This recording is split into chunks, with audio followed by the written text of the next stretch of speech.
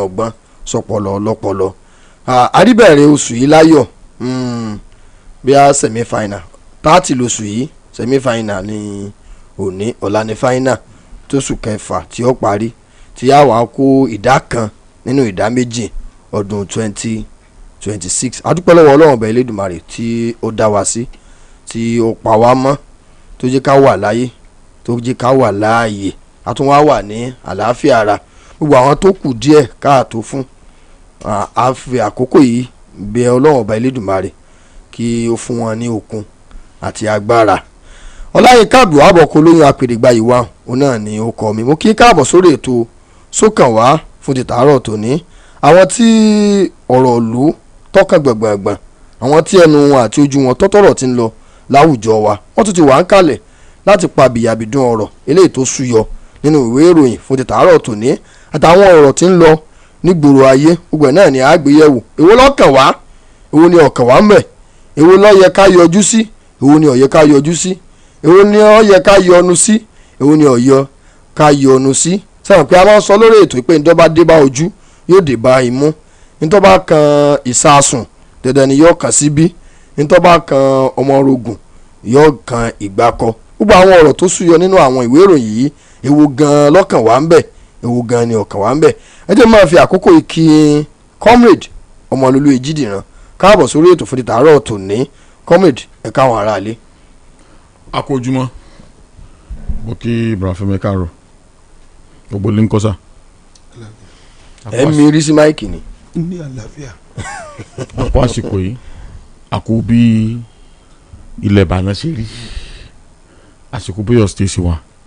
ọlọ́run nínú agbára rẹ̀ yóò mọ̀ fà aṣọ ẹ̀ sọ wa gómìnà ń ṣiṣẹ́ takuntakun lórí ètò ààbò láàláyẹ ọlọ́run ó jìkọ́ yọ tó wants to extend the coffee again not entirely àwọn local government kan lọ́yọ̀ state láti rí pé ètò ààbò dúró dáadáa àdúrà mi ni pé ọlọ́run nínú agbára rẹ̀ kò ní jẹ́ kí. wọ́n rà pé wọ́n ti lift ẹ̀ lánàá o. ṣe extension yìí. wọ́n ti lift ẹ̀ pé kọ́mọ̀sì kọ́fì kankan mọ́. wọ́n ti reverse ẹ̀ àbí. wọ́n ti reverse ẹ̀ pé kọ́mọ̀sì mọ́ láwọn ìjọba àbílẹ̀ ìròyìn gbé lánàá. àkójúmọ́ comrade Èjìdìran Ọmọlúlú lórúkọ tí mò ń jẹ́. ó kí gbogbo àwọn èèyàn wa láti ilẹ̀ Ìbàdàn dé gbogbo ibi tí a ti ń gbọ́ ìkànnì yìí a kú ojúmọ́ àdẹ́kù pàdé tèmi comrade Fẹ́mi Babalọ́lá Ọbaàgùn lórúkọ mi. ibi tá a ti bẹ̀rẹ̀ láàárọ̀ yìí ó ní ọ̀rọ̀ epo bẹntiró sẹ́mọ̀ pé ní ọ̀sẹ̀ tó kọjá àwọn expert àwọn akọ́ṣẹ́mọṣẹ́ lágbọn ọ̀rọ̀ epo rọ̀bì àti epo bẹntiró wọ́n fi ọ̀rọ̀ léde tí wọ́n ní oṣù mẹ́fà pé káwọn aráàlú ọmọ rò pé owó pé ọ wálẹ̀ bó ṣe lo òkè o pé lálá tó ròkè tó jẹ́ pé ilẹ̀ ni máa bọ̀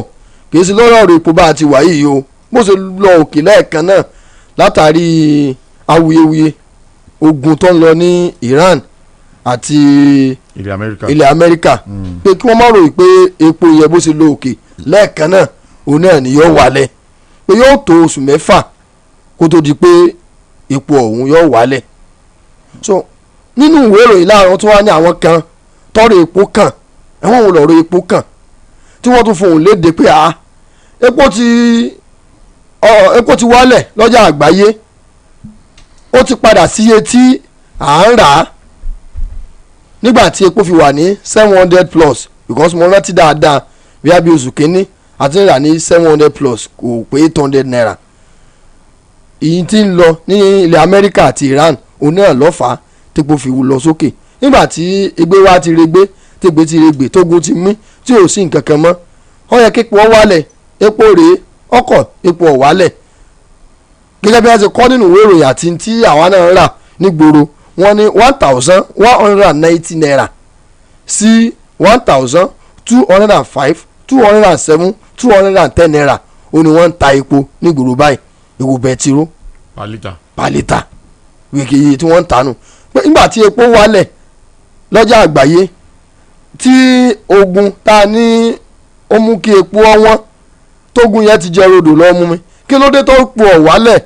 lórílẹ̀‐èdè nàìjíríà tó sì jẹ́ pé ọ̀pọ̀lọpọ̀ nǹkan òun ni epo mọ́ fọwọ́ kàdé pé bá ti wọ́n báyìí ọ̀pọ̀lọpọ̀ nǹkan náà ni ó wọ́n. comrade ọmọlúlú Èjìdìran ọ̀rọ̀ rèé o fún ti tàárọ̀ tòní. àkọ́kọ́ ni wípé yóò rí bẹ́ẹ̀ níbi tí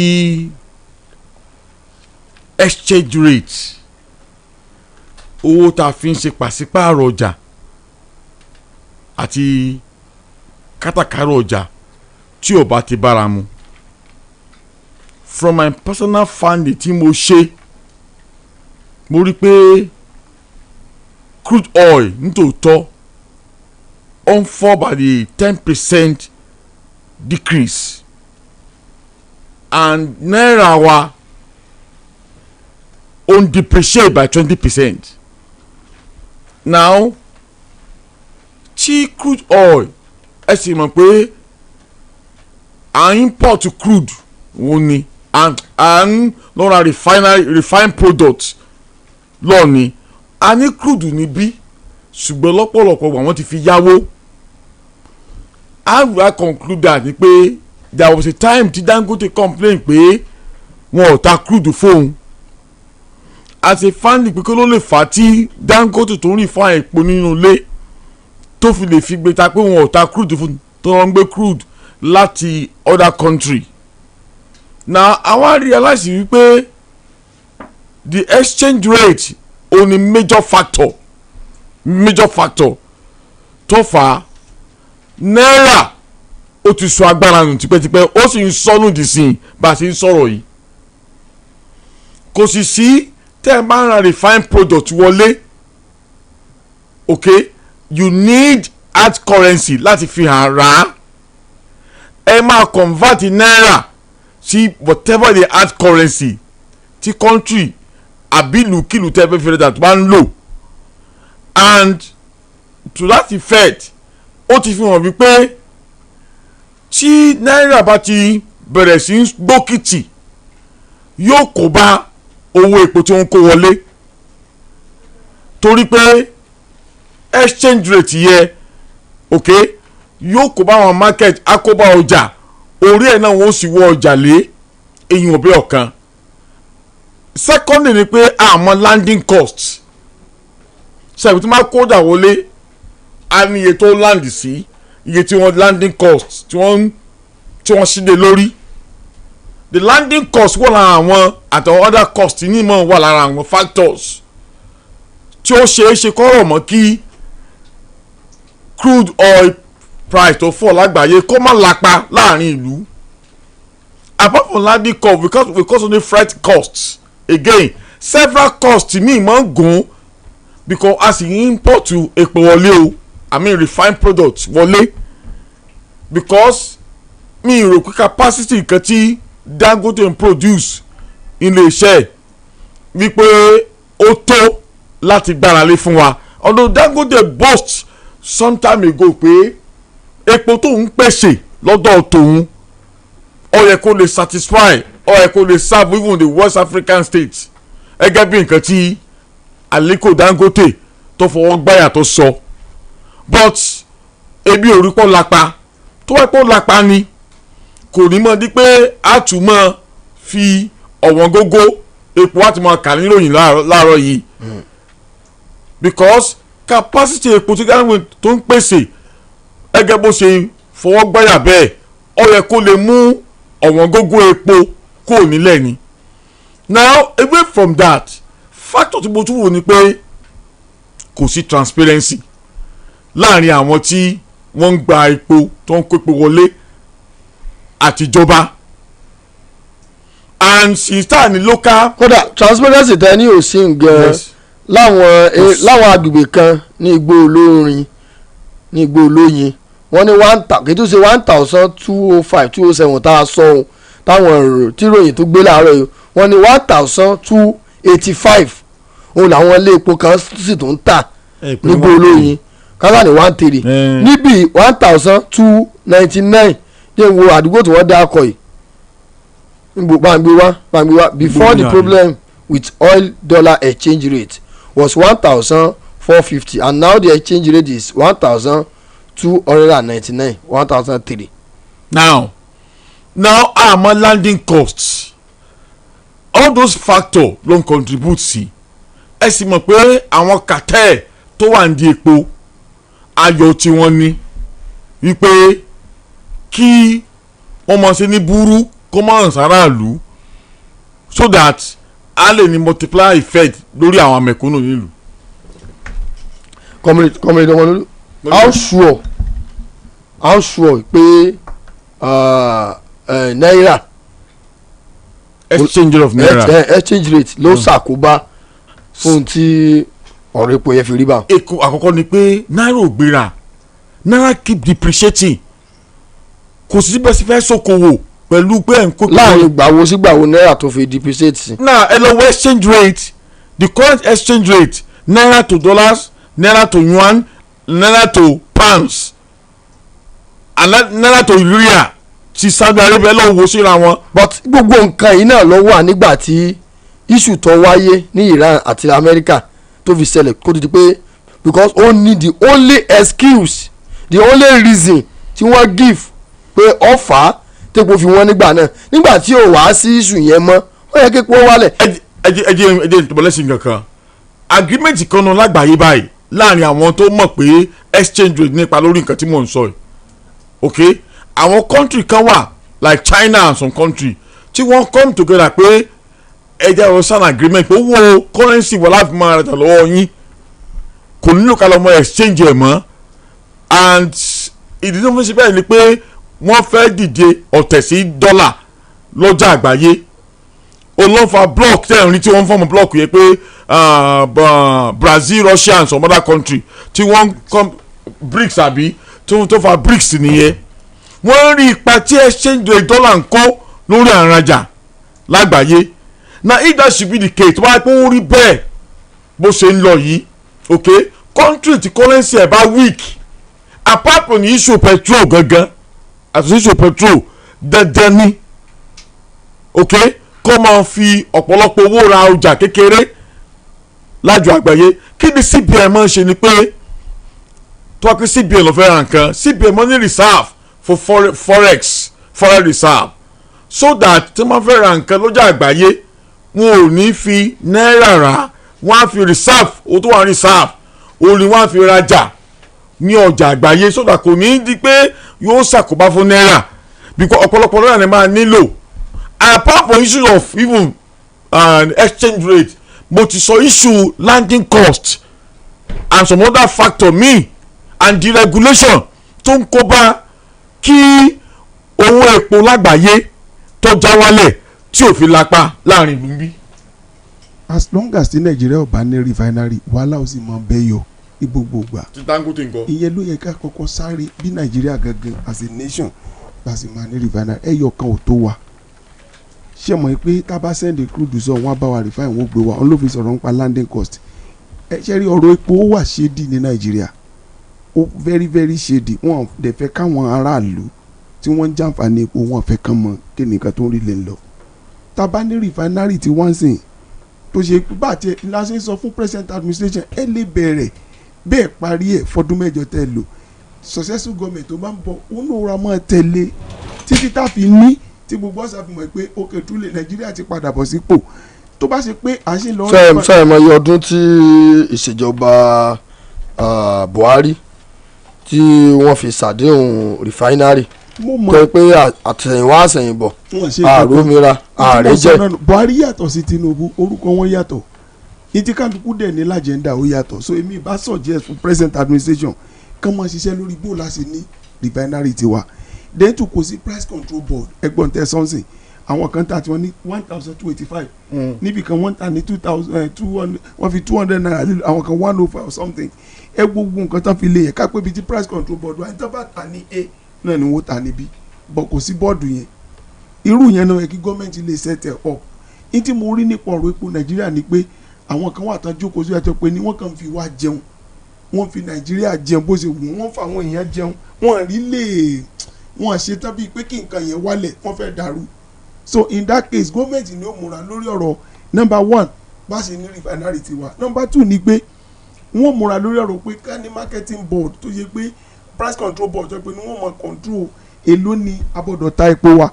then tán bá ṣiṣẹ́ lórí yẹn tán àwọn kan wà tó ṣe pé iṣẹ́ pé wọ́n nígbà tọrọ subsidy ti wọlé ọ̀nà subsidy tá a ti mú yẹn kúrò láti lérò pé nǹkan yàtọ̀ but unfortunately kò rí bẹ́ẹ̀ so tẹ bá dẹ̀ wò lóòótọ́ gẹ́gẹ́ bí nǹkan tó sọ dọ́là náà sì ń lò láti mọ̀ fi ta gbó nǹkan tàbí ra nǹkan tá a rà lọ́jà àgbáyé so not until ìgbà tó wá bá appreciate it we will see another thing tá a lè bọ́ ojoojúmọ́ ni ó dà pé currency one lose die kò dẹ̀ dá. ojoojúmọ́ ó ní. almost every day ó nose dive now ó nose dive. ó ń bàjẹ́ sí i. àwọn wo ni FCCPC. Federal Consumer Protection Council àwọn àjọ tí òfin gbé kalẹ̀ láti máa dáàbò bo àwọn consumer àwọn tó ń rajà because èmi lórí ọ̀fẹ́ láti wà lábẹ́ seminar pẹ̀lú wọn mo fi mọ̀ wọ́n dáadáa mo ní ìbáṣepọ̀ pẹ̀lú wọn wọ́n sì máa make sure wípé ẹ̀tọ́ oníbàárà consumer right wọ́n máa ń dáàbò bò tíyẹn bá ra lẹ̀ ra mọ́tò ra epo ra yíkìyí consumer sá ẹ lọ ra electronics anything ẹ bá rà tí ẹ̀tọ́ oníbàárà tó bá fẹ́ di pé wọ́n fẹ́ tẹ̀ mọ́lẹ̀ àjọ yẹn ló máa ń dìde tẹ́ fẹjọ́ sùn because I have a privilege tí mo rántí pé ìkànnì àwọn ẹ̀gbọ́n mi tí ó dì pẹ̀lú mọ́tò dealer kan sometime ago tí mọ́tò dealer yóò gbọ́jà wọn ó sì ti gbowó lọ́wọ́ wọn ok FCC peter ìdákọ̀ nísìnyí yẹn àjọ yẹn wọ́n fẹjọ́ sùn torí ẹ̀gbọ́n ti pẹ̀lú ti modile court ẹnìkan wá kọ́ attention pé ẹ lọ report matter yìí fún Consumer Protection Council federal government ó ń ṣe lọ́ndà Chief Lateef Fagbemi the current attorney general of the federation ló bá ṣiṣẹ́ agbára tí ó fi gbé wọn lọ ni pé ẹ sáà dáàbò bo ẹ̀tọ́ àwọn bàrà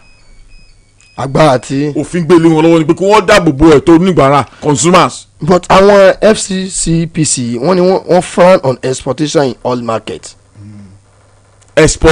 exploitation in oil market. yóò rí bẹ́ẹ̀ àwọn sọ lẹ́ẹ̀kan bí kò sí board on this same issue. bẹ́ẹ̀ ni wọ́n sọ lẹ́ẹ̀kan pé kò sí board kan tó ń regulate wọn. sẹ́mi pé bàbá náà sọ̀rọ̀ nbí speaker náà sọ̀rọ̀ nbí njọ́ kan pé àwọn náà bára jẹ́ nínú ipò kó táwọn lọ ra ọjà ń bẹ̀ tí ó máa yẹ jẹ́ ìgbójú agẹ́sà wọn. now kò sí discipline kò sí mechanism tó ń check wọn ọ̀pọ̀ mo ní pé there are some issue tí wọn ò jẹ́ kí wọ́n sàráàlú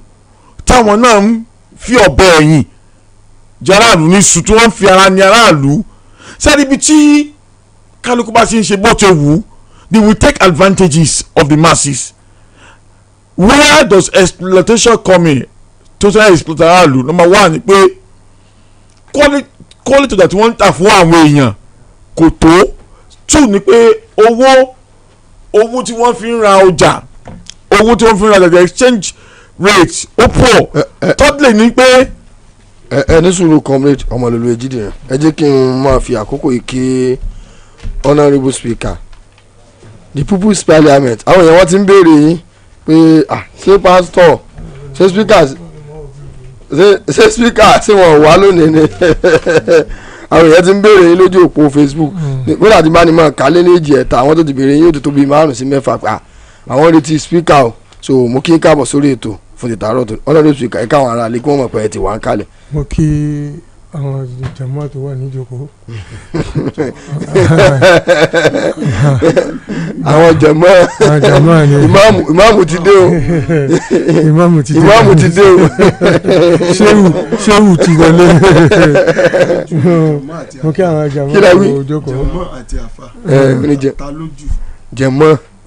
àti àfa ìmáàmù làfa jẹmọ́ ni ọmọ lẹ́yìn the followers ó ti yé wọn báwọn ó ti yé wọn báwọn followers ni jẹmọ́ followers tàbí members mo lólè as members of this parliament Fẹ́mi Bablo àti ọmọlúlu ejidi yẹn oníjàgbọ́n kejì yẹn ok kàrọ̀ Ṣẹ́gun Ògúngbàyè lórúkọ mi. kọ́mìnì ọmọlúlu ọ̀ya ẹ̀wọ̀n bọ́ọ̀ ẹ̀gbọ́n. sẹ́ni exploitation coming yóò sì mọ̀ rí bẹ́ẹ̀ ìgbà tí ó sì pé disciplinary mechanism wà mo sọ láìpẹ́ pé pásítọ̀ ní fásitì pé táwọn lọ rí epo nílé epo kan tí wọ́n ní pé àkílẹ̀ tà yìí dípò kí wọ́n ṣàlàyé wọ́n lọ́mọ ọkùnrin yẹn kàn yẹn wọ́n sáwọn ló ń ṣe gbọ́nranwọ̀nran. Okay, every Nigerians if not all Nigerians ló máa ń take advantage láti exploit o kì í ṣàwọn olóòpó nìkan and the basic reason tó máa ń fa exploitation ni pé greed wọ bí àtọ̀kánjúà láti dèrò àwọn amọ́lẹ̀ bá wọn mi. honourable speaker ọ̀rọ̀ àwọn tí ọ̀rọ̀ epo kan mo gbọ́ bí ẹ ti ń sọ ọ̀rọ̀ so àwọn ni wọ́n ní pẹ̀lú bí nǹkan ṣe rí kò yẹ kó rí bẹ́ẹ̀ ṣebí kí ni lo òkè lẹ́ẹ̀kan náà ni ó yẹ kó wálẹ̀ náà bí ó ṣe lo òkè nígbà tí ò sí awuyewuye níbi tí awuyewuye ti jẹyọ nígbà tí epo wọn eléyìí ni ìwòye wọn tí wọ́n fi léde láàárọ̀ yìí. The subject matter nǹkan tí wọ́n discuss on the exploitation in the oil and gas industry. Now price wọn lè bára mu number one because of the PIA Petroleum Industrial Act tó ti deregulate the issue of petroleum, and that is why consumers will have a choice to buy whatever they want to buy. But the issues tí wọ́n discuss lọ́wọ́ ó ní issue pé the law of gravity kì í ṣiṣẹ́ Nàìjíríà, whatever goes up does not come down in Nigeria. tí nǹkan bá ti lo òkè kì í wálẹ̀ mọ́. nǹkan tí àwọn consumer rights tán sọ ó ní wípé the issue of Iran and US and Israeli war tó ṣẹlẹ̀ òun ló jẹ́ képo because of the Strait of Hormuz tí wọ́n ráyè gbé àwọn ṣíìpù nǹkankan tí wọ́n ráyè gbé epo kọjá níbẹ̀ ó ti affect the global market and global economy. Now kọ́tà sọ ní ìsinmi pé ó wá jẹ́ kí owó crude kó lọ sókè. Owó crude ti lọ sókè yẹn ẹ mọ̀ pé Nàìjíríà gan èyí tó ń tà fún Dangote gan equivalent of global price òun náà ń tà fún kò ń ṣe even tó ń bá tà náírà equivalent of the global price náà ni in naira to the dollar. Now òun ló jẹ́ kí epo wá wọ́n tó fún wọn 1,002 1,003. The currency Nigerian currency is very stabilized now. Òun ni mo fẹ́ disagree pẹ̀lú Ọmọlólú. It's stabilized because if you look at the currency now tẹ́lẹ̀ 1.4 something 1,400 something kankan to $1 ni. sáyìlágo.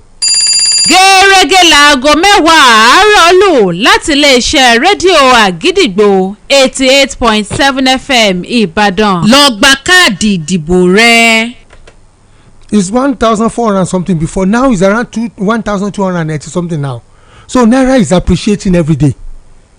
because the economy is becoming stabilized. So it's not the issue of the hard currency, it's not the issue of the dollar. Ló fa exploitation àwọn ilé epo, that is our retailers, àwọn marketers exploitation gidi ni because ó máa ń yá wọn rárá táwọn ní epo wọn crude wọn lónìí o ọjà tán ti nílẹ̀ tẹ́lẹ̀ tán rà lówó kékeré wọ́n sáré gbé lókè ó yá wọn lára láti gbọ́jà lókè ṣùgbọ́n kí ìyá wọn lára nígbà tí nǹkan bá wálẹ̀ láti gbé wálẹ̀ nǹkan tí consumer rights sọ nìyẹn pé ní ìsìn iye tán ta nígbà tí lọ́jà àgbáyé fún around $100 plus crude oil lọ́jà àgbáyé but now as at last week until now tí wọ́n ti ní wọ́n open Strait of Hormuz n tó ń ṣẹlẹ̀ ní pé ó ti wà under $70 so kí ló dé owó yẹn ò wálẹ̀ wọ́n á give excuse wọ́n á ní torí pé kò tí ì stabilize kò tí ì ṣe kinní kankan but tẹ́pẹ́ wọn fún fẹ́ lo òkè ní immediately gbogbo ti yí ilé epo wọn tí wọ́n gbé sókè so ìdáná sọ pé okay there should be punitive measures ìjìyà kó wà fún ọ̀pọ̀lọpọ̀ àwọn marketers yìí because they don't come down again they are exploiting Nigerians even though ogun yẹn òun lọ sókè òun lókè náà lógun yẹn o but it does not affect our currency òun lókè ni because tamba ṣe truce lónìí báyìí nísìn tó bá dọ̀la America ó tún bọ́ǹbù wọn pé Iran ó tún misbehave ẹ̀rí pé lẹ́jọ́ mẹ́ta yìí America tún ti attack wọn but they are still on negotiating table àwọn ship ṣì ń kọ́ ní Strait of Hormuz so dọ́là ti lọ sílẹ̀ sorry owó crude ti lọlẹ̀ lọ́jà àgbáyé it's under $70 now ẹnu ọjọ́ mẹ́ta náà tó ní àtijẹ́ta olótún fún above $70 a little bit but kò tí $100 tó wọ́ tẹ́lẹ̀ wọ́n ètèpọ̀ wọ́n lọ́lẹ̀ nǹkan táwọn this consumer rights sọ nìyẹn why wọ́n ètò jẹ́ pé káṣá yẹn ra wa jẹ́ Nàìjíríà káfíyà jẹ́ra wa oníkàlámọ̀ why can't the punitive measures ìjìyà kó wà fún gbogbo wọn nítorí ẹ̀ṣẹ̀lẹ̀ Nàìjíríà ni pé ṣẹ́rí we are living in a jungle níbi tí ẹran ti mọ jẹran sanra tí ò sí ìjọba kankan ìjọba ẹni tó bá lágbára jù ló ń ṣèjọba bí kìnnìún bá mú ẹtù tó pajẹ bí kìnnìún bá mú kìnnìún tó pajẹ táyà náà bá mú mi yóò pajẹ so there is no control on exploitation in this country kò sí control you see it's a total state of absolute mediocrity tó ń kálukú ṣe tó tọ́ lójú ara ẹ̀ and gbogbo ẹ̀ tẹ́ pé wọ́n lè mú wọn sí i that's one. Number two Ejidu and Femi they said something that is very very germane that we should look into. Our exploitation wà without checkmating them tí o sẹ́ni kankan tó lè fọwọ́ kàn wọ́n. For example mo ra epo 3 litre mo gbé kẹ́ 3 litre lọ mo dẹ̀ sanwó 3 litre 2.something litre lẹ́tà fún mi lẹ́yìn ìgbà tí mo sanwó 3 tó dẹ̀ rí di 3 litre lójú kínní yín and at the end of the day it was 2.45 litre ẹ ṣọ́ọ̀tì mi ní close to around 30 something nígbà tẹ́ bá ta 2.4 fún mi nínú 3 tó jẹ́ 3 litres ẹ̀wọ̀n tó ti short so kò sí control kò sẹ́ni tó lè mú wọn sí wọ́n tún máa ṣe with disdain ni wọ́n ṣe with all comfort and recklessness wọ́n sọ fún mi pé kẹ́ go to hell mo lè sọ fún mi káwọn aládùúgbò mi mẹ́ẹ̀ tó yẹ pé kò sí ọmọ exploit yìí ni kò dẹ̀ sẹ́ni tó ń check kò sí kílódé tax force kò sí anything the oil industry is now ruled with rascals. honest speaker ta ló rẹ kó effect the so-called control we are talking about. well so DPR kìíní wà bẹ́ẹ̀ gbogbo wọn wà bẹ́ẹ̀ náà why but because the oil country the oil kìíní mafia ló control oil industry wa it's been control recklessness with some mafia tó jẹ́ pé cartels ni wọ́n and they don't care tẹ́ bá lọ sáwọn ilé epo sìn èmi àti fẹ́mi lọ ilé epo kan ilé epo bíi pọ́ǹpù bíi mẹ́ta kan wọn kì í tepo ń bẹ̀ pọ́ǹpù mẹ́rin yòókù náà ti máa tẹ epo. kí ló dé. mẹ máa gbọ́ ìgbà táwọn tó wá táwọn kan dé tán gbé kinní àwọn. tọ́ba ayé wọn wò. ìdí pọ́ǹpù tí wọ́n tà fáwọn èèyàn náà mú wọn lọ. and one of their traders confess to us pé àwọn sáwọn fẹ́ ṣọ́ọ̀tì ni èlò láwọn rí bẹ́ẹ̀ pé gbogbo pọ́ǹpù kan ni ó ń ta gidi o àwọn kan wà táwọn reserve go to most of the petrol stations àwọn pọ́ǹpù kan wà táwọn níta àwọn yẹn ló pé táwọn tó fẹ́ check wọn bá dé ibẹ̀ wọ́n mú wọn lọ pé bí a ti ń tepo rè. àwọn tí wọ́n ń tepo fáwọn èèyàn tí ò pé wọ́n ní mú wọn lọ síbẹ̀. bí ti exploitation ti ń kọ́ mi nìyẹn. so why is it the oil industry exploiting us by now ó yẹ képo ti wọ́n 200 naira ó yẹ kó ti wọ́n 200 naira báyìí ebi 700 naira plus. bẹ́ẹ̀ lára bẹ́ẹ̀ ni kogun tó dé. 735 ní ìsìn ó yẹ kó ti wọ́n 200 naira because ó ti padà sí iye tó wà $70 per barrel ó ti padà bẹ́ẹ̀ ó ti padà síbẹ̀. bẹ́ẹ̀ ni. so but in this country anyway I don't know because citizens are also quiet in this country the civil society organizations are quiet wọ́n dẹ́kẹ́ nítorí pé a ti gbà pé faith wa ní ká ṣàmọ́ gbé lábẹ́ ìyànjẹ ìdààmú ìfòòró àti àìfọkànbalẹ̀ a ti gbà pé faith wa ní ká dára wa ni how long shall we continue walking a road that leads to nowhere where we have people that has no love for the citizens wọ́n nífẹ̀ẹ́ citizens rárá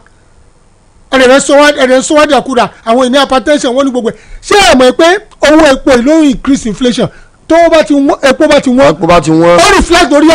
every other thing máa wọ́n ni. every other thing wọ́n dépò orí omi pure water tó ń rà wọ́n ní epo wọn epo wọn náà ní gàrí epo wọn iyọ̀ epo wọn gbogbo epo wọn ni àwọn manufacturers náà epo wọn. tí ẹ bá rí pé lẹ́sẹ̀ rédíò gan consider àwọn aráàlú àwọn client wọn lásìkò tí epo wọn ó yẹ kí owó iye tí wọ́n ń gbé jíǹgù láwọn ilé iṣẹ́ advert láwọn ilé iṣẹ́ kó lò òkè sí but láti February there's nothing like that from Agidigbo mi other radio station. no the point is this the radio station will have to àmọ́ ètò tí fẹ́ pack up what are we talking about àmọ́ ètò lè sustain àmọ́ ètò lè meet up there one deficit ní gbogbo tó fi ń live I manage these radio stations I know what is happening but we cannot just stop it but than to ensure pé we stay aloof. Are you getting what I'm saying? Not only radio station other businesses. Ìgbọ́dọ̀ mélòó gbogbo àwọn wẹ́dà lójú ọlọ́kadà tán náà gbogbo àwọn wẹ́dà lójú ọlọ́kadà gbogbo àwọn tó ń kọ́ṣẹ́ mechanic náà ti di ọlọ́kadà tán ó maruwa gbogbo àwọn obìnrin lé tó jẹ́ hairdresser ẹ lọ géètì bẹ́ẹ̀ àwọn náà wọ́n maruwa kiri ń sìn because they want something that will give them daily income and that is why professionals are lacking now kò sẹ́ni tó fẹ́ ṣiṣẹ́ mọ́ kò sí wẹ́dà kò sí tailor kò sí kankan mọ́ kò sí anything kò sọ́mọ́ tó ń kọ́ṣẹ́ mechanic kò sọ́mọ́ tó ń kọ́ṣẹ́ panebita. kálukú sàwọn abẹ́ òsì survive káàkiri no alternative. because life is becoming difficult every blessed day. táyà mi méjì fọ́ ní last week báyìí ní sìngbà mo débẹ̀ wọ́n ní màmú etí òyìnbó ti lò fún 10 years ni o òyìnbó ti lò ètí mo fẹ́ ra o wọ́n máa mú 60,000 wá. owó gidi lẹ́ra. when you get such. ètò òyìnbó ti lò fún 10 years. ṣé owó wà ní táyà méjì lẹ́ẹ̀kan náà. àmọ́ jẹ́ pé àmọ̀ pé ó ti fẹ́ lọ. àwọn tí bí bá dẹ̀dẹ̀ lójú títì wọ́n mọ̀ ní táyà ti expire ayé gan ti expire already now. ayé gan ti expire already what are you talking about. honourable speaker kí wàá lọ́nà àbáyọ sí gbogbo orúdurùdu yìí wàhálà ti ń bẹ́ẹ̀lẹ̀ kí lọ́nà àbáyọ sí. àwọn tẹ́bẹ̀ ilẹ̀ bí àwọn ṣé bá ti mọ bá lọ ni. àwọn tíìsì àwọn lọ́ọ̀yà rẹ̀ àwọn tẹ́bẹ̀ lọ́wọ́ wọn ni pé ṣé bá ti mọ bá lọ rè a lè bá lọ bẹ́ẹ̀. a lè bá lọ báyìí. there should be a change of guard from all the subnational the national and the local ṣé ń gbọ́ kò sẹ́ni tó fífẹ́ hàn nù most people even when the national gives a policy ṣé ń gbọ́ tí mo sọ fún yín that policy doesn't resonate kò sí adaptation ní gbogbo states so we are in a problem already ọ̀dọ̀ ẹjọ́ ṣé federal ni ó wà bá àwọn ilé epo tí wọ́n tẹ́ epo pẹ́ńbì if DPR doesn't do it governor can set up a task force fún ẹ ká gbé kẹ́gì dání ká máa káàkiri epo kiri ká ti gbogbo ilé epo tí ó bá tẹ́ epo pẹ́ the state government can do it mo sì dẹ̀ gbogbo wọn lórí náà lò nílé epo àwọn tó wà ní gọ́ọ̀mẹ̀ntì náà lò nílé epo how would they do it do you want to shoot yourself can you shoot yourself can you kill yourself no can you sanction yourself no so the problem tani ni pé they cannot sanction themselves for hearing for exploiting the people torí exploitation is ọ̀nà ìmú wọn. exploitation they have to exploit what are you talking ẹ̀yin sọ pé the devil is a bad man kí ni devil wá ṣe ní ayé tẹ́lẹ̀. o lè kí wá. kí ló kí láti jà láti pa àti láti parun that is the work of a thief cometh not but to steal to kill and to destroy so why do you expect anything good from a thief somebody who comes to governance to steal somebody who comes to governance to extort to exploit to suppress to repress very repressive system of government in all levels what do you expect. When we live in fear every day in your state you live in fear in trepidation of kí ló tún lè ṣẹlẹ̀ báyìí. One local government is no more serving you bottom train fọ́ lójoojúmọ́ lójú títì yẹn ọ̀nà ilé wa gbogbo ojoojúmọ́ là ń jẹ gbèsè and you think that will not resonate on our well-being on our psychology on our blood pressure ti fẹ́ pọ̀pọ̀lọpọ̀ náà. Is a complete state of total mediocrity onkaluku ṣe tó tọ́ lójú ara ẹni. ìbá àmọ́ tọ́ àdúgbò sàn ṣe á filẹ̀ báwọn.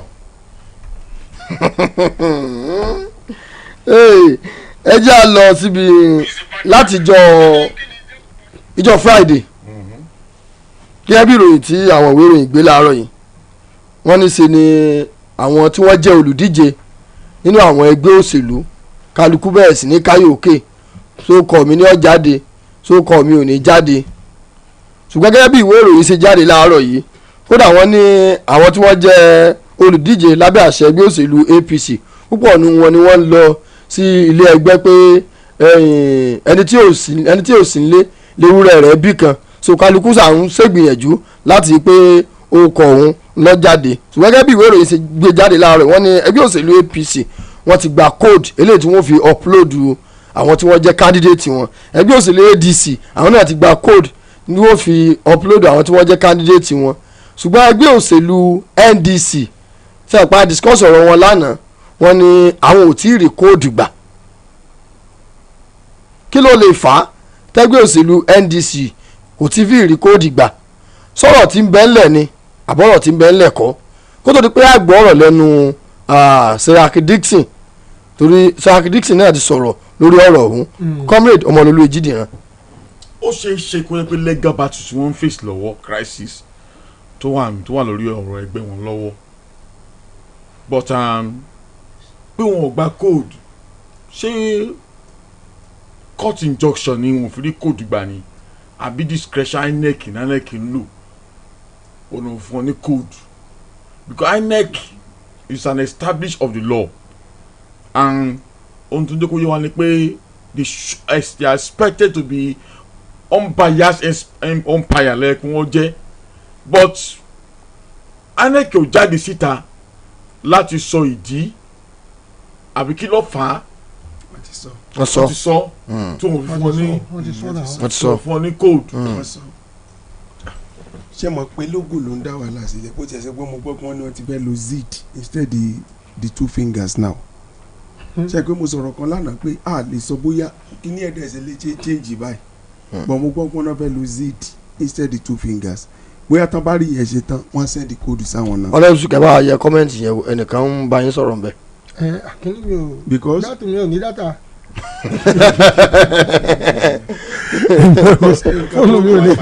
fóònù mi ò ní dátà. bá ń dáhùn ẹni tí ń béèrè ẹ tó ń béèrè kíní lọ́wọ́ spíkà yìí bá ń dáhùn nù kọ́mì ìdọ̀mọ́lólú ọ̀yà. so because mo wò ó pé kò sí nǹkan tó yẹ kó sì dá wọn dúró mọ́ tí bá ṣe yẹn ọmọlórí sọ pé wọ́n rí láì lórí court injunction ni mo gbà pé court ti dájọ́ pé kán delete wọn kúrò nínú they should be deleted register from the kini so ìyẹn náà dúró lé lórí tó bá ṣe pé kò sí yẹn kò sí nǹkan tó ní kán máa fún wọn but torí pé court judgement ti jáde. àbí wọn tọ lẹ́ẹ̀gì tó yẹ kí wọ́n tọ̀ láti rí kóòdù gbà ni. no ìyẹn kọ́ torí tó wà nílẹ̀ wọ́n bá tọ lẹ́ẹ̀gì tó wà nílẹ̀ yẹn tán bá change logo yẹn if Saraki this is pé party yẹn pé movement or something báwọn ò gbọ́ pé wọ́n fẹ́ bẹ́ẹ̀ni decide INEC ni ó sọ̀rọ̀ bóyá ká tiẹ̀ kọ́ gbọ́ ẹjẹ́ á gbọ́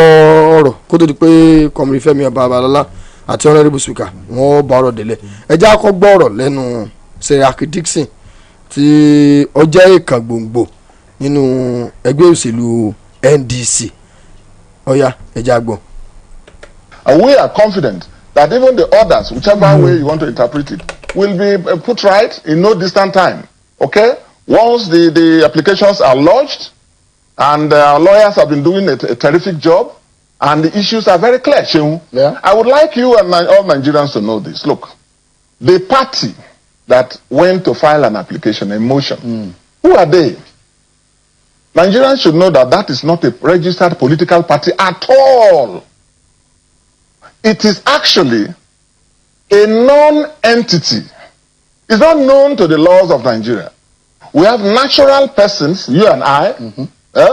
Senator Dixon and Okimbaloye, we are natural persons. Okay? In this political sphere, for you to participate in political activities, you must be a political party. That applicant is unknown to the laws of this country. It is not a political association. It is also not a registered political party. It is not carrying out political activities. It is not sponsoring political candidates for this election or for any election at all. Nobody even knows the national chairman of that so-called association. Nobody knows the secretary. Nobody knows the office or headquarters. Nobody knows any member.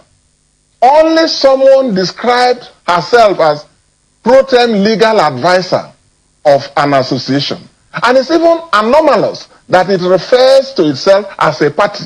It is not a political party. Actually, that is a crime under the laws of this country. A crime under the laws of this country. Because by the laws of this country, only a registered political party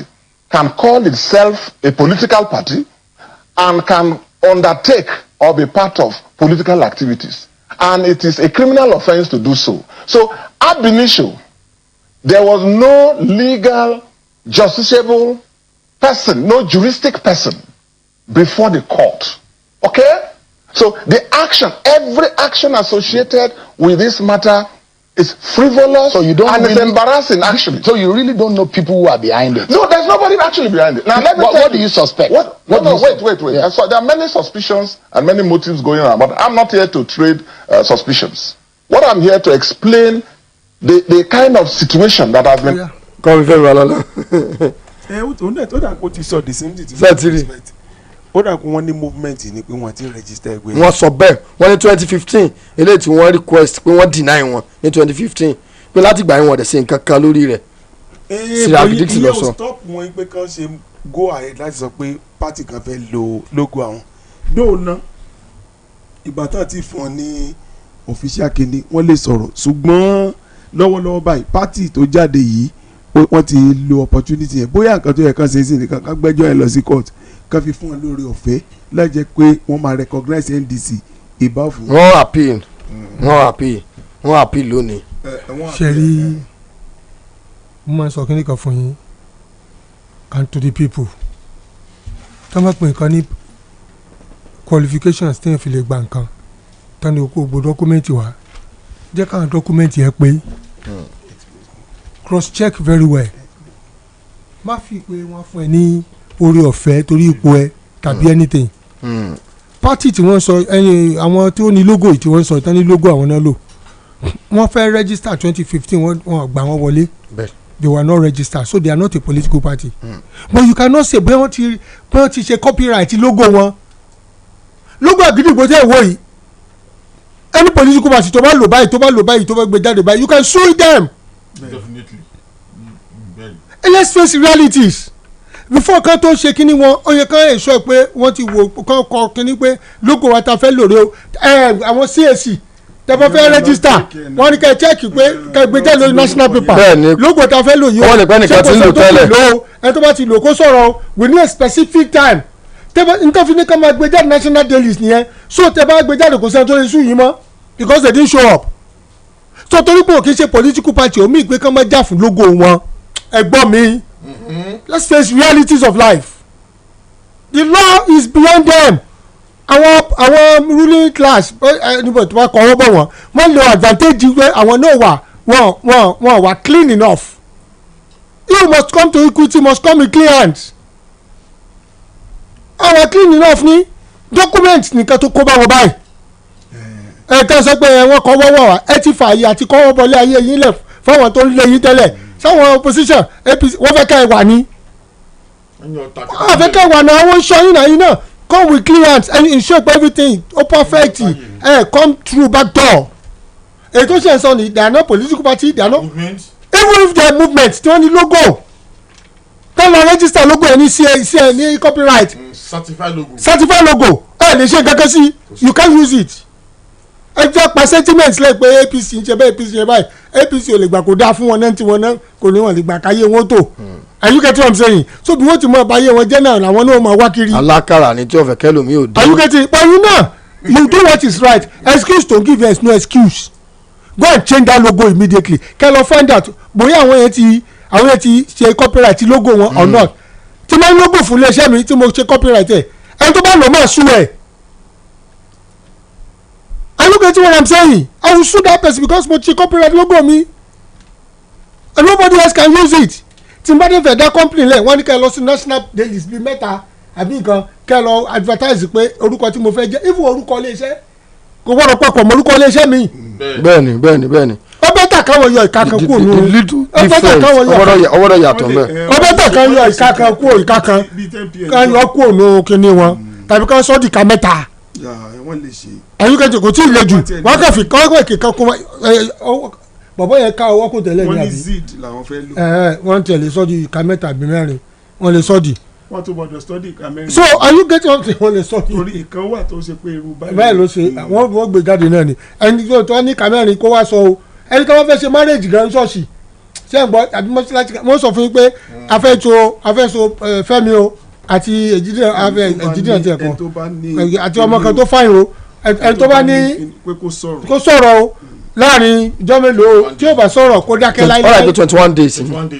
kó sọ̀rọ̀ láàrin 21 days o tí yóò bá sọ̀rọ̀ kó dákẹ́ láíláí. the reason why they are saying that is that somebody will now come later pé mo fẹ́ sọ̀rọ̀ wá short ẹ̀ down ni because àkókò time lapse tán fún láti sọ̀rọ̀ ó sọ̀rọ̀ wọ́n á fẹ́ sọ̀rọ̀ nígbà ló fẹ́ sọ̀rọ̀ nígbà tán ti announce wọ́n á gbẹ́ nìyẹn ti pamọ́ lé ni. mo ti rí ṣọ́ọ̀ṣì kan tẹ́nìkan lọ tó fẹ́ da wedding rù èèyàn mẹ́ta náà fi tìlẹ́gbẹ̀ẹ́ wọ́n kí pépà bọ̀ lẹ́nu wọ́n á dúró tìlẹ́gbẹ̀ẹ́ wọ́n mú mọ́lẹ̀ ni pé o ní sọ̀rọ̀ bíi nígbà tó ti ní wọ́n sọ̀rọ̀ o sọ̀rọ̀ you understand what I'm saying so NDC now they should do their own work very well if you accuse APC will never want you to grow APC will never want you to so wọ́n demarcate ni gbogbo ilẹ̀ demarcate ara yín don't give APC the opportunity láti wọnú yín that's what I'm saying àwọn kìnìún náà ADC náà gba any problem tiwọn náà it's because you have exposed yourself to be antagonized. àwọn ni àgbórúkọ àwọn yẹn rí àgbórúkọ kìnìún kan rí ó yẹ ká gbé jáde so èmi ò ní any other thing ju pé kán lọ wá bí wọ́n ti change logo wọn so that competition àfihàn so kò ní jẹ́ the so called one party state so that we have other political parties contesting effectively you want to see Obi, you want to see Kokosu, you want to see Atiku gbogbo wọn kan contest, not only APC coming out to contest. ìyẹn ló máa mú democracy tó fi máa dùn, but with only one party tó wá democracy ò lè dùn o, one party kìíní náà ń lọ yẹn o. So let them go and do the needful. Kàn bí ọ̀ka kan kúrò tàbí kàn fi kankan kún tàbí kàn fẹ́ kàn fi nǹkan méjì. àbí kí wọ́n change gbogbo logo yẹn totally. tàbí kàn lọ wọ àwọn tán láwọn ní logo yẹn ṣé wọ́n ṣe copyright ẹ̀ táwọn bá ṣe copyright ẹ̀ tẹ́yìn dẹ̀ ti ṣe ti ń ṣáájú tiwọn ó parí nìyẹn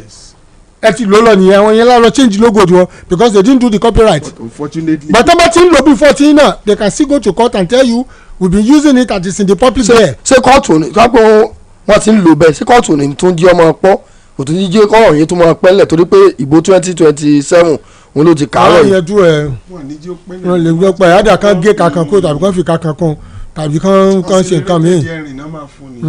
bọ̀ nǹkan tó bí ń sá fún ló tún rọ́ọ̀lù. ẹ náà ni litigation tó bí ń sá fún. Obi wants the food is ready. ṣé ti mọ ibi tó ń ti gbé food is ready. And that is why oúnjẹ ti jiná ẹ wá jẹ o. You could have stayed in ADC, you could have stayed in Labour Party kò rẹ̀ tún Labour ṣe Labour fún he nearly won the election in 2023 now. bẹ́ẹ̀ni. You could have stayed in Labour Party and make sure pé it becomes formidable. You went to ADC, you ran away, you went to NDC, you have because he wants food is ready. I'm a factual person. Obi is young and energetic and he has brilliant ideas, but you see with brilliant ideas you really suffer like a murderer if you are not doing the right thing. ẹ já lọ sí Èkó àti Ìbàdàn nípa operation Kòsáàyè eléyìí tí Yorùbá wọn ní àrìnpọ̀ ọmọ ejò òní máa ń ṣekú pa wọ́n. bẹ́ẹ̀ ni Èkó àtògùn náà ni Èkó àtògùn operation Kòsáàyè lẹ́nujọ́ mẹ́ta yìí òun náà ni à ń gbọ́ wípé operation Kòsáàyè eléyìí tí iléeṣẹ́ ọlọ́pàá ìpínlẹ̀ Èkó àti ìpínlẹ̀ Ògùn tí wọ́n jọ fọwọ́sowọ́pọ̀ láti rí pé àwọn tí wọ́n jẹ́ kànránjẹ́gbọ́n àwọn oníwà àbàjẹ́ àwọn agbésùmọ̀mí gbogbo ibi tí wọ́n bá wà ní àwọn ìpínlẹ̀ méjèèjì àwọn sì kí ni àwọn lé wọn jáde kó ní ìpínlẹ̀ méjèèjì. Kódà ní ọ̀sẹ̀ tó kọjá bóyá lọ́jọ́ Friday àwọn iléeṣẹ́ ọlọ́pàá ìpínlẹ̀ Ògùn wọ́n dóòlà àwọn kan lọ́wọ́ àwọn kànránjẹ́gbọ́n ajínigbé. ẹ já lọ gbọ́ látọ̀dọ̀ kọmíṣánná fún iléeṣẹ́ ọlọ́pàá ìpínlẹ̀ Ògùn irú ìgbésẹ̀ báyìí kí la rí sí ṣé ìgbésẹ̀ tó yẹ ká mọ̀ gbé ni láti rí i pé okùn ètò ààbò ó túbọ̀ lè dáidáa sí i lórílẹ̀‐èdè wa Nàìjíríà. ẹ já gbọ́rọ̀ látẹnu kọmíṣánná fún iléeṣẹ́ ọlọ́pàá ìpínlẹ̀ Ògùn. Arrest, neutralization and rescue of these victims was with the aid of technology. It was the coordination. I would make the coordinate generation that we made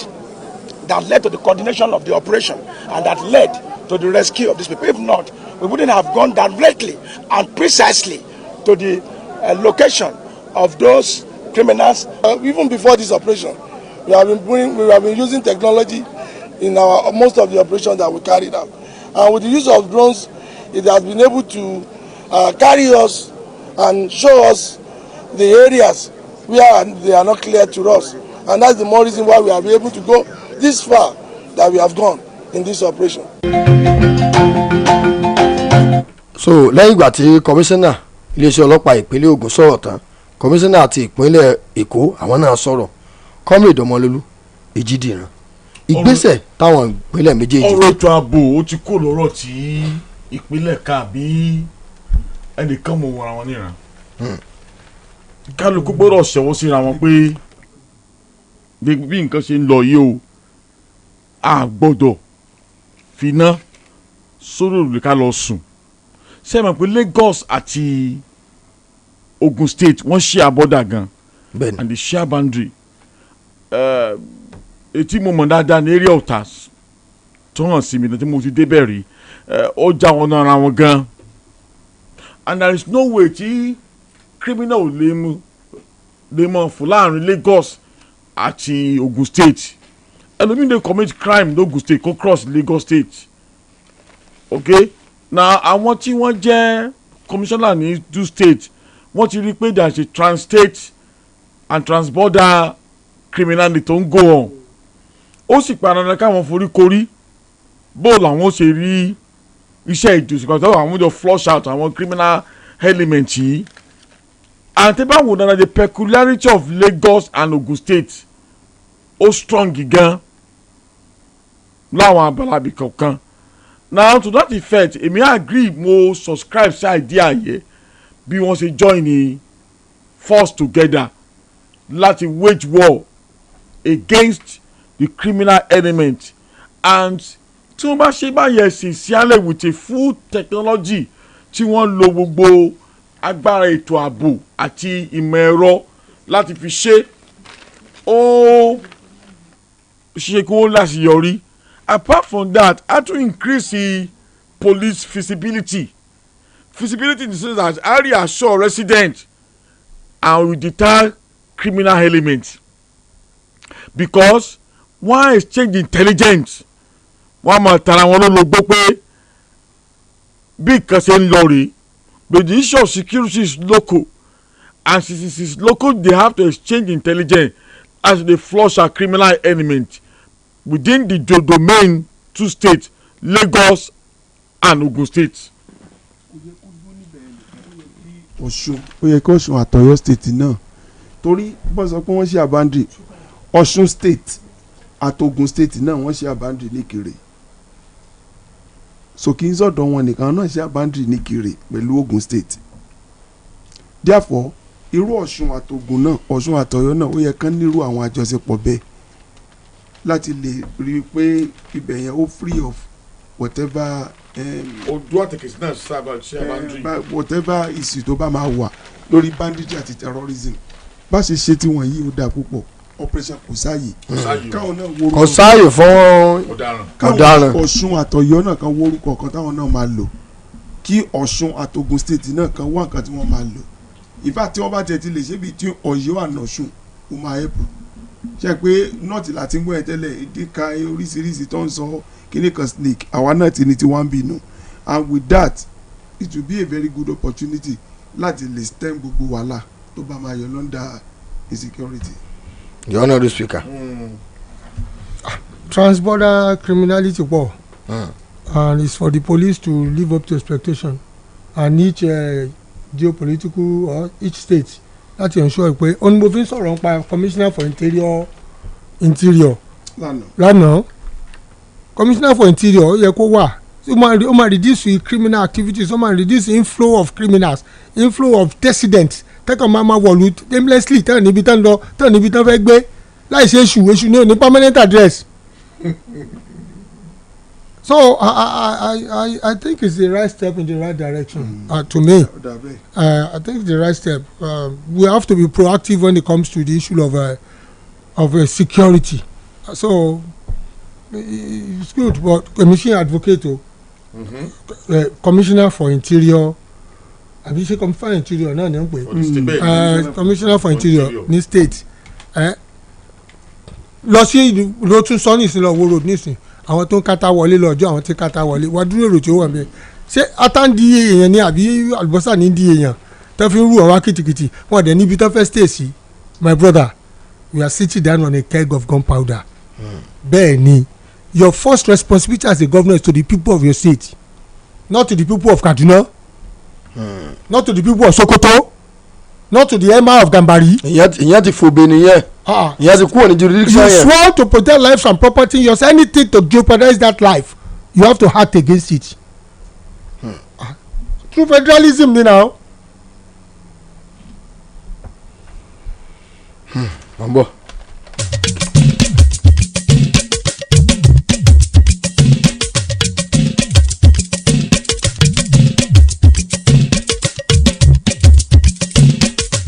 Akidibo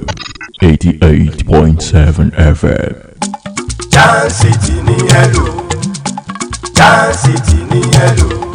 Bẹ́ẹ̀ ra data lówó pọ́kú àti káàdì pé àti káàdì náà àti káàdì ìdánwò lóríṣiríṣi.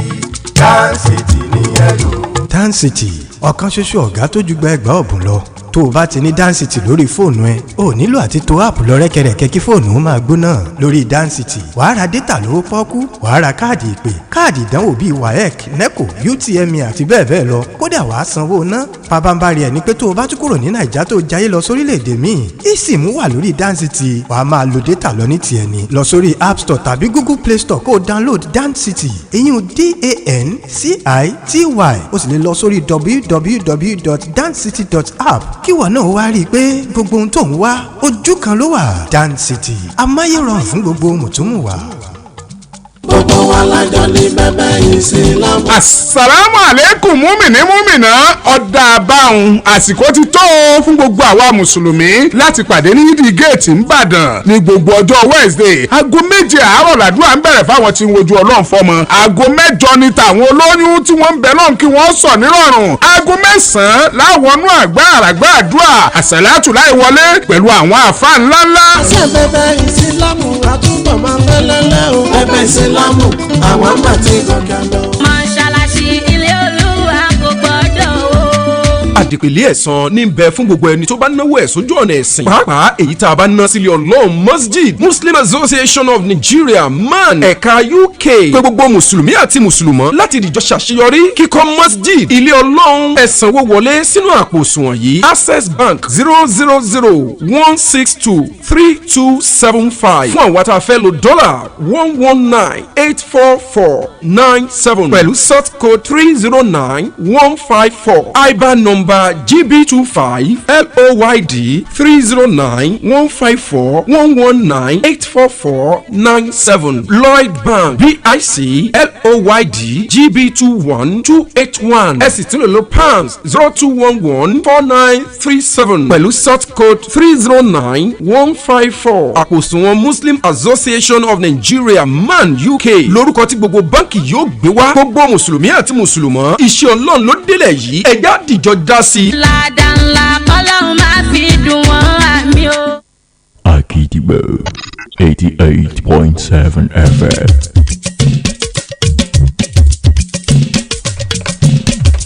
ẹ káàbọ̀ padà sí orí ètò sókà wa à ń lọ síjọba àbílẹ̀ ọ̀nà àrà à ń lọ síjọba àbílẹ̀ ọ̀nà àrà báwo gbé kinní yẹn wá yóò bá wọn ní títa ríro òun ni àkọlà tó bá jiná tán wọn ni yóò ṣèwádìí tá a máa ṣàkọsí yóò dòge ẹ máa bọ̀ lórí ojú òpó Facebook Àgídìgbò 88.7 FM ntọ́ dá mi lójú tàdá wọn ni pé àwọn tí wọ́n jẹ́ òṣìṣẹ́ ìjọba wọ́n mọ̀ lu ọ̀nà tí ó lọ láti ọlọ́run ṣògo sí àkànrán ẹ̀jẹ̀ amúbáwọn àwọn tí wọ́n jẹ́ òṣìṣẹ́ ìjọba àwọn student kódà àwọn tí wọ́n jẹ́ àlejò tẹ́ pé bóyá wọ́n ń ṣènáwó kan bí kí wọ́n máa ṣènáwó kí wọ́n invite honourable speaker pé ẹ wá o so àwọn tí wọ́n lu ọ̀nà yìí wọ́n pọ̀ gan-an kódà ó lè nira láti sọ pé iye òǹkà àwọn tí wọ́n ń lu ọ̀nà yìí ni ṣùgbọ́n ojúṣe ìjọba òun náà ní láti ṣàtúnṣe ọ̀nà láti ṣí ọ̀nà tí ó yọ kùlùlù fáwọn aráàlú ṣùgbọ́n lọ́nà yìí ojú àwọn èèyàn rí o ojú àwọn èèyàn rí bí mọ́tò ṣe ń rì o làwọn tí ọlọ́kadà àwọn onímọ̀rúwá ló kálukú bẹ̀rẹ̀ sí ní kérora kí ni ìgbésẹ̀ tí ìjọba lè gbé bí ọ̀nà ẹ̀ ṣe rí bá ti jọ ń wò lójú òpó Facebook yìí kí ni ìgbésẹ̀ tí ìjọba lè gbé láti bu òróró òtura sí ibi tí ara ti ní àwọn tí wọ́n ń lu ọ̀nà yìí tó fi jáde sí pé lásìkò tí wọ́n ń ṣe ọ̀nà yìí ìrora ò ní pọ̀ gan kọ́mí ìdánmọ̀ lójú ẹ sáà wò. ṣé wọ́n ti bẹ̀rẹ̀ sí í ṣe ni. ẹ wo náà. o sì ń bàdàn. wọ́n ti ń ṣe náà. èmi ò gbé ń bẹ̀ hùn. wọ́n ti oní náà lórí òun. náà ó yẹ ká ẹ rí pé kíní gọ́tà ìjọba rí pé kíní gọ́tà kan ni wọ́n ṣe bọ̀. àwọn kọ̀ǹtàtọ̀ tó ń gba iṣẹ́ wọ́n ní ẹ̀bí níwọ̀nba because tó bá máa gba iṣẹ́ as a contractors expert ló jẹ́ wà á ti lọ survey ibẹ̀ á ti lọ wò ó irú àsìkò wo mo lè bẹ̀rẹ̀ iṣẹ́ yìí tí kò ní mú ìnira báwọn tí wọ́n ń gbàdúgbò yìí bó ti rí ṣùtú sẹ́pẹ́ àwọn contractor yẹn àtàwọn tó ń approve contract fún wọn wọn è bìkítà fáwọn tó ń gbé ní area wọn è sì yí káwọn èèyàn kún kankan but àwọn instance kan tó mọ̀ tó pé irú contract lè ń ṣe yìí tí gbogbo eruku bolẹ̀ báyìí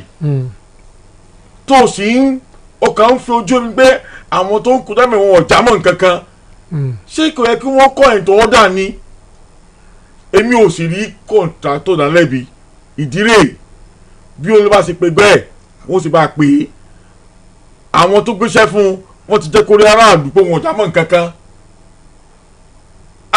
a similar thing ṣẹlẹ̀ níṣẹ́jú mi I have to approach the contractor gently in the spirit of sportsmanship pé wá dákun o ti gbaṣẹ́ mi ìwà díẹ̀ lọ́wọ́ torí bí mo ṣe súnmọ́ ariwo pààrọ̀ àwọn tó wà mẹ́rin pariwo agídìgbò bóyá ọ̀rọ̀ agídìgbò kò lè léyìí contractor wá jẹ́ ká jókòó jọ nǹkan tó ń ṣe yìí ṣé kò ní padà ní ipa láabi lórí àdúgbò àti lójú ojú ọ̀nà yìí ló wá direct mi pé tó ń bá fi ìjàmbá ṣe yín ládùúgbò yìí there is an agency ní Ọ̀yọ́ state ó fi pépà tí wọ́n sáyẹ̀nsì hàn òun pé 40% owó iṣẹ́ òun sì wà lọ́wọ́ wọn tí mo lọ rìpọ́ọ̀tì òun fún ní ọ̀pọ̀lọpọ̀ àwọn aráàlú wọn mọ̀ tí wọ́n bá pèsè kòtò bá yẹ ìjọba ò tí ì fún lọ́wọ́ ẹ̀ tán ok tí wọ́n bá lọ rìpọ́ọ̀tì ẹ̀ pé nǹkan báyìí bá lójú àwọn rí o lọ́wọ́ kọ̀ǹtrátọ̀ yìí o gbọ́wọ́ àwọn ìmọ̀ tí wọ́n pè sí but the number is not with me now agency wà ní new secretariat tí wọ́n lè report to any contractor fún tó bá mú ìnira bá àwọn aráàbí tó ń ṣiṣẹ́ ìyẹn bí ọ̀kan ẹ̀kejì bẹ́ẹ̀ ni wípé ìjọba ìpínlẹ̀ Ọ̀yọ́ tí wọ́n gbé fún contractor ìjà àwọn náà ń débẹ̀ láti lọ wò ó pé ọ̀rẹ́ wa wá o kí ní dání kò ṣe yìí o tún mú bó ń ṣẹ̀yìn kún ni bọ́lárù ti kún ló ń bá wọn ṣe níbí yìí eléyìí ti fọ́dún pọ̀ jù kọ̀ ẹ́ kó rí bó ṣe ẹ́ kó rí kí ló fẹ́ ṣe sí i àsìkò òjò láwà and this month of June July ojú wọlébọlé máa ń ṣẹlẹ̀ gan ìmí àkẹ́dà wí astop a good contract pé yes àsìkò yìí kọ́ lẹ́yìn kí n bẹ̀rẹ̀ iṣẹ́ one èkejì ń bẹ̀ ni wípé a ti wo survey ilẹ̀ bí ilẹ̀ ẹ̀bẹ̀ yẹn ṣe rí ilẹ̀ àbàṣẹ pé tó tó bá rọ̀ síbẹ̀ ẹni tí ó bá wọ bàtà tó bá kọjá ń bẹ̀ tí ó bá rí lulẹ̀ ṣe sí ni. it's a good thing pé wọ́n bẹ̀rẹ̀ iṣẹ́ ń bẹ̀. good development kódà àwọn ará agbègbè ń gán dúpẹ́ lọ́wọ́ ìjọba ṣùgbọ́n wọ́n ní àsìkò yìí ó lé o. ṣe àpè nínú òjò gan-an iṣẹ́ ó máa ń difficult àti ṣe road construction nínú òjò tó àṣà jẹ́ pé majority wọn máa ń dúró de time tó jó ọ̀rọ̀ àdá díẹ̀ tí ó ti súnmọ́ ẹ̀rùn kó tó di pé wọ́n bẹ̀rẹ̀ wọ́n ẹ̀rù bẹ́ẹ̀ wà mọ́tọ́rẹ́bù dáadáa mọ́. But the most important thing ẹni sọ pé ṣé ìjọba ìpínlẹ̀ Ọ̀yọ́ gan ṣé wọ́n lọ máa ń wo àwọn iṣẹ́ tán gbé fún àwọn alákànṣe àwọn agbáṣẹ́ṣe sọ́dọ̀ láti lè wò bóyá ṣé wọ́n move forward tàbí wọ́n ń ṣiṣẹ́ tó yẹ kàn ṣe. then irú agency ṣíṣe wọn ò mórí tara àlù agency yẹn ó yẹ kí everybody ní nọ́mbà agency yẹn lọ tó tẹ bá discover tí wọ́n bá ṣiṣẹ́ tó bá ṣiṣẹ́ lójú ọ̀nà ni àbáwọn contract kọ̀ọ̀kan ẹ rí i pé wọ́n máa ń treat àwọn aráàlú bákan máa fún ilé example ní ọ̀nà ìyànà church lọ sí olódò yẹn kó tó di pójú ń rọ dáadáa báyìí tẹ bá gbàgbé eruku wọ́n ti da bí granite sí apá kan eruku yẹn máa ń pọ̀ gan tó ṣe pé yẹ ká wẹ́ẹ̀tì ibẹ̀ kó mọ̀ bá affect ẹ̀tì àwọn. bẹ́ẹ̀ni tábà ti kúrò ní wọ́ọ̀ fún tábà wá sí àná church. ẹ̀yẹ pẹ̀lú yẹn lè pẹ̀lú àwọn agency yẹn gbà ẹ̀ẹ́dẹ́ bá sọ fáwọn tẹ gbéṣẹ́ fún ó yẹ káwọn pé káwọn fomi wẹ́ẹ̀tì ibìdó òjò ń rọ̀ dáadáa. òjò tí a ti wọ́ gbogbo tẹ̀ ń sọ dànù òjò ti wọ́ lọ báyìí gbogbo tẹ̀ ń sọ òjò ti wọ́ gbogbo ìyẹ̀pẹ̀ ń lọ gbogbo òjò ti wọ́ lọ. sẹ́rí ó dà ń pé kò fẹ́mi kò àti ìjídùn náà kò yé yín bí àwọn contractor ti ń ṣiṣẹ́ ọ̀nà tán ń gbà ṣiṣẹ́ tẹ́fùmọ̀ ẹ̀pọ̀n ṣiṣẹ́ ọ̀nà tán ń gbà ṣiṣẹ́ táwọn yóò fún ẹ̀pọ̀n ṣiṣẹ́ nìkan ní aráàlú lára. ìwà tún ni spíkà gbà yẹn ọ̀nà aráàlú lára ni. gidi gan. ọ̀pọ̀lọpọ̀ nígbà tí títì bá dé tán inú àìsàn náà máa ń wà nígbà tó go bá dé tán wọn rí lò go to amúlòkó go to all these places eruku burúkú wọn lè wá títì àwọn èdè ń tajà ń bẹ́ẹ̀ wọ́n ṣe gbogbo ẹ̀ ń bẹ́ẹ̀ ṣé ẹnì kan máa tajà wọn mọ́ kán máa ṣe anything mọ́ àwọn horses tó wà bẹ́ẹ̀ very terrible thing ó wà lára iṣẹ́ yín wípé tẹ́ bá ń da títì tẹ̀rùkú bá dé tàbí tẹ̀rùkú bá pọ̀ ẹ máa ẹlẹ́wẹ̀tẹ̀ twice a day so that reduce the effect on the people ẹni tó bá ní asthma ti kú dànù bẹ́ẹ̀ already they are asthmatic patients ẹlòmíì develop mo ti gbàgbé pé mo wúkọ́ throughout the week ni tí ó gbala ní èsì inú mọ́tò ní gbogbo alẹ́ ní èsì inú mọ́tò ní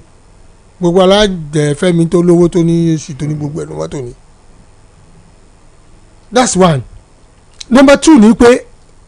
ẹ wo orúbẹ̀ yẹn nísìn ibẹ̀ most of the place ò ṣe gbà pápá àgbọn bí tó jẹ́ valley nígbà tẹ́ bá gba contract títì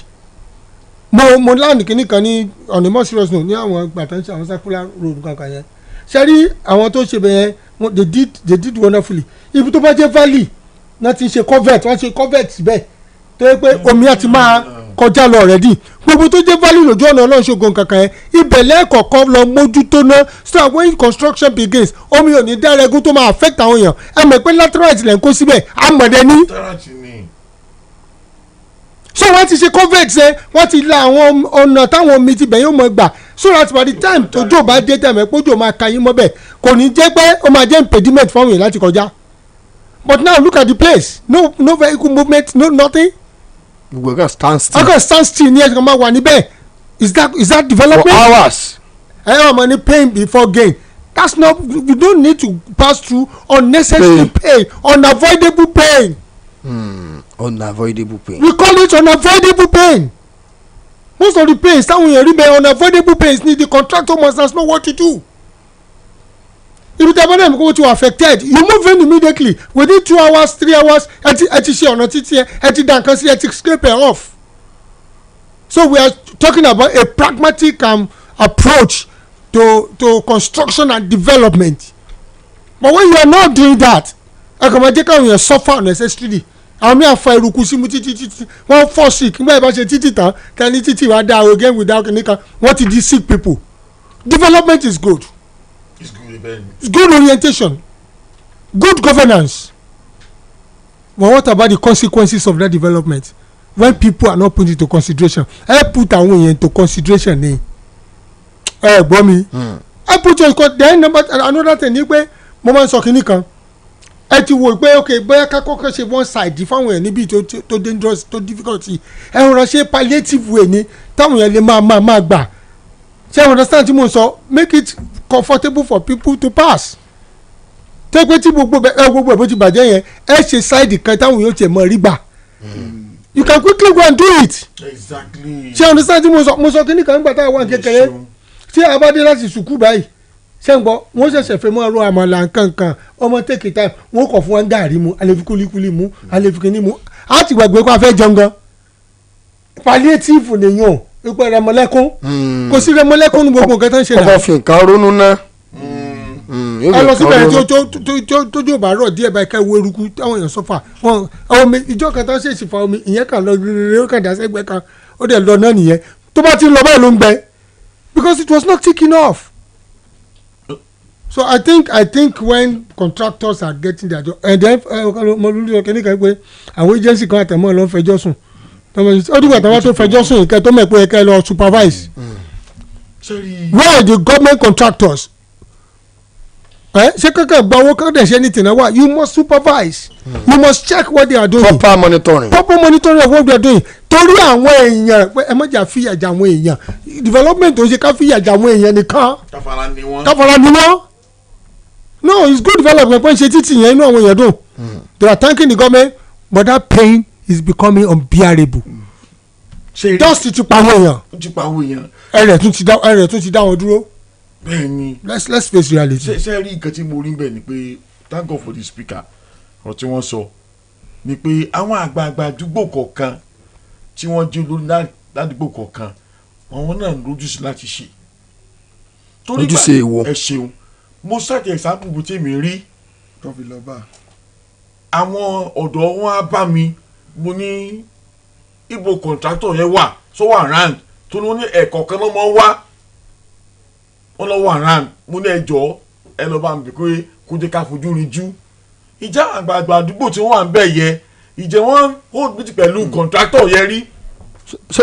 ṣe contractor wà answerable to them so wà answerable to them. no àdúgbò wọn ni àkọ́kọ́ gbọ́ mi o àdúgbò wọn ni wọn ò bá jà ok kékeré wọn gbójú àgàn sí i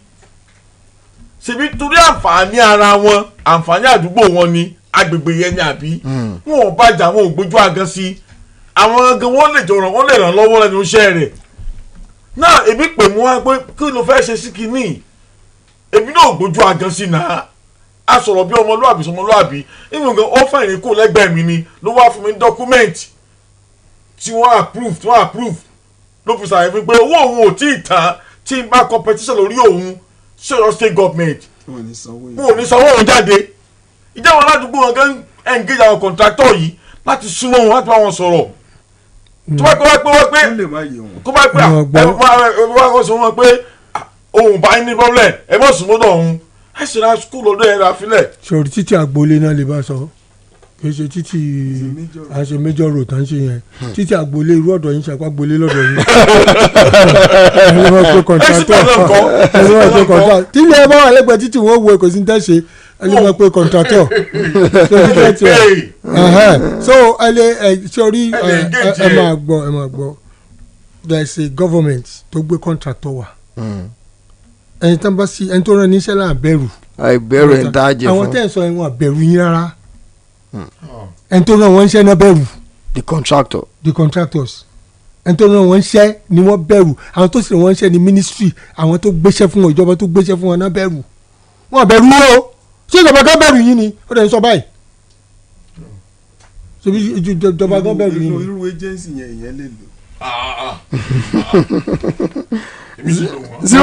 wọn bẹ̀rù yín o. 07041001887 07041001887 láti òkè òkun +447405697158 láti òkè òkun +447405697158 jẹ́ àkọ́gbọ́ kìíní náà kó tó di pé aṣojú òpó lẹ̀. ẹ kú ìgbádùn ètò yìí àkókò ti tó faraàlú láti dá sétò torí òun aráàlú làgídìgbò ṣùgbọ́n ẹ má gbàgbé o ẹ jẹ́ á gbọ́rọ̀ wa kalẹ̀ nílànà tí ò ní ṣàkóbá fún iléeṣẹ́ rédíò àgídìgbò. ẹ káàárọ̀. ẹ káàárọ̀ mà. ẹ kúṣẹ́. yes ma. mo fi comrade ojú òní sí ọpọlọ ní òní dọ́bà understanding mà lórúkọ mi láti Bódìjà kan tó ṣẹlẹ̀ ńbẹ̀ ni pé kẹ́ ẹ mọ̀ pé nígbà tí ọ̀rọ̀ epo yẹn kọ́kọ́ bẹ̀rẹ̀ sí ní wọ́n mo dá sí program mo ní wọ́n ń jà ń lé kẹfà tá a ló kàn wá ìtiwa ní mọ́ lé ń bẹ̀ òun ló padà dì í èsì tán fọ̀ ní pé n tó ń ṣẹlẹ̀ ló fà á kẹ́rí pé tiwa ló dàbí ipò dẹ̀ ń bẹ ká má tún gbé àwa ṣe pé ẹ̀ẹ̀kejì ń bẹ̀ ni ẹ wo bí gbogbo nǹkan ṣe wá ń wọ́n n tó bá ti mú epo tó ti lè gbéwó sórí kò sí ọgbọ́n bó ṣe máa lọ nìyẹn lábẹ́ ìjọba kí wọ́n jọ ń torí Ọlọ́run kí wọ́n wo ohun tí wàá ṣe ọmọ tó bá fẹ́ lọ sí skul ní ìsìn tó dẹ̀ yẹ kó máa wọ mọ́tò kò gbowó rárá yóò gba 1.5 kúrò nílé lẹ́yìn tó bá jẹun tán o ká fi ọ̀rọ̀ yìí kán rówó o ojú òní tì wọ́n o kí wọ́n rówó kí wọ́n ro tiwa mọ́ tiwọn o ráìsì náà lórí bó ṣe rí èwo ló wá ṣe tán àgídìgbò ò ní bàjẹ́ o. àmín ẹ ṣeun níbi tọrọ àwọn ọlọmọ sùkúù ọ̀rọ̀ ni. hello. ẹ kú ètò. ẹ káàárọ̀ sà. àgídìgbò ní jóná alájú tó ń dọ̀ láwọ lánàá látàkùnbọ̀. ẹ káàárọ̀ sà. bàbá mi ń dọ̀ ti sọ òkodoro wọn ti tọ́jú abẹ́ǹkù lórí ọ̀nà amúlòkù mo nílé lọ́nà abẹ́yẹn mo lọ ọbẹ̀ ń dò ní kódà mo regret ní jẹ́ kí ọ̀nà abẹ́ mọ́ títí tí wọ́n rí parí ẹ̀. bẹ́ẹ̀ bá wo àwọn tó ń gbéṣẹ́ fún ibì kan wà tí wọ́n kọ orúkọ client àwọn agency gbogbo ẹ̀ nọ́mbà wà ń bẹ̀. ṣùgbọ́n tí a máa fẹ́ àdúgbò yẹn ní buwọ́ illiterate ló pọ̀ jù ń bẹ̀. so wọn ní lè gbóyà láti bá lọ́ọ̀dọ̀ ẹnìkan wọ́n yẹ ká kọ̀ǹtráktọ̀ sọ̀rọ̀ àti pé kọ̀ǹtráktọ̀ ẹ mọ̀ pé àtọwọ́dọ́wọ́ ni kọ́ńtráàtì Nàìjíríà kọ̀ǹtráktọ̀ àwọn kan gbọ́dọ̀ mọ ìjọba mọ̀ wọ́n ẹni tí wọ́n kàn gbéṣẹ́ fẹ́ ẹnìkan tí wọ́n mọ̀ ní gbéṣẹ́ fún so bẹ́ẹ̀ fẹjọ́ sùn ẹ kàn lọ fẹjọ́ sùn kà náà ni ṣùgbọ́n àwọn ará àdúgbò bó ti wulẹ̀ orí kàn tiẹ̀ lọ fẹjọ́ sùn náà kan wo nọ́mbà yẹn kan lọ bá agency yẹn ní secretariat then ìjọba gan wọn supervise dáadáa àwọn supervisory authority tó wà ń bẹ̀ náà wọn supervise torí àwọn tí Nàìjíríà tó ń bá wa yà corruption so owó tí wọ́n deposit tó ní retention fee tó ń sọ nígbà tí ó bá gbà yìí ò ní màmá gbogbo ètò ń wúyà àwọn ìwà ni kán ṣàánú àwọn èèyàn tó ń gbébẹ̀ yẹn tó pé ìnira ti pọ̀ jù Ọlọ́run máa fún wa ṣe o. àmín. mo fẹ́ correct impression kan àwọn tó ń gbá múlòkó tó ń gbé ọ̀nà bẹ́ẹ̀ni they are enlightened people bẹ́ẹ̀ni kò síbi tí o ti sí middle class lower class and upper class very enlightened people ló ń gbá àwọn amúlòkó ní gbogbo ẹ̀ tẹ́ bá kàn rí àwọn traders pọ̀ níbẹ̀ àwọn jọjọ traders àwọn olókoòwò wọ́n pọ̀ nbẹ. because tẹ́ ẹ pé less city ní side ibẹ̀ yẹn tẹ́lẹ̀ business oriented people. so àwọn olókoòwò pọ̀ nbẹ tó jẹ́ pé they are small scale businesses ó pọ̀ so but that does not make wey illiterate the one there they are learned people I'm very close to that place we have professors we have doctors we have educationists we have civil servants and there are too many. àwọn náà sọ pé àwọn sọrí láti sọ. ẹjọ ẹ má jà sọ bẹ́ẹ̀ mọ́ àwọn gọ́vnọ̀ kan wọ́n pè wọ́n ní àwọn Egede ní gbébẹ̀ yẹn wọ́n rí bò ó wọ́n fi hàn pé àwọn kì í ṣe àwọn Ṣègede bẹ́ẹ̀ni thank you good morning. ẹ ṣeun ẹ jágbe ọkàn sí ká tó máa lọ. hello. ẹ káàárọ̀ o. ẹ káàárọ̀. Àgídìgbò ní bàjẹ́ o àkó mo kí gbogbo ilé o Afọlábí ló ń sọ̀rọ̀ láti Ìbàdàn. Níjọ́ ní last week bàbá wa pastor wọ́n sọ̀rọ̀ lórí ọ̀rọ̀ epo pé àwọn capitalist ni wọ́n inú mi dẹ̀dùn níjọ́ yẹn níjọ́ Friday mo béèrè pé sí àti sọ̀rọ̀ epo wọ́n ní wọn àti sọ̀rọ̀ wọn àsọ̀rọ̀ lórí mọ́kọ́tì fóònù. ṣe rí ọ̀rọ̀ epo Nàìjíríà lénìí kò láti ìgbà tí ààrẹ ti yọ subsidy kò sí minister for petroleum kò sẹ́ni tí ó regulate wọ́n sọ pé àwọn ni o wọ́n àdẹ sọ̀rọ̀ lórí ọ̀rọ̀ epo wọ́n declare pé àwọn ni minister for petroleum láti ìgbà wọ́n sì ti débẹ̀ ECOT ni wọ́n àti sọ̀rọ̀ lórí ọ̀rọ̀ owó epo pé iye wọn máa tà ní and since the inception of Nigeria tí à ń pè Nigeria bẹ́ẹ̀ni náà bá kéré I'm now 70 years now láti gba wọn ti ń pe Nàìjíríà kò sí mínísítà tí mo gbọ́n kò sí ìjọba tí mo gbọ́njúmọ̀ tí ó yan mínísítà for petroleum Buhari gan tó lọ tá a sọ pé ó kàwé ó fi ara rẹ̀ sí pé mínísítà for petroleum òun ló regulate owó epo láti gba wọn tí a yọ subsidy kò tí ì sí iye ẹnìkankan lẹ́yìn Dangote àti NNPC ọwọ́ bí owó epo wà náà nù ààrẹ Bọ́lá Tinubu ò dẹ̀ sọ nǹkan kan and in the first instance kò yẹ kí ààrẹ ó tiẹ̀ yọ owó subsidy torí mi mọ bí wọ́n ti rí agreement wọ́n ti yọ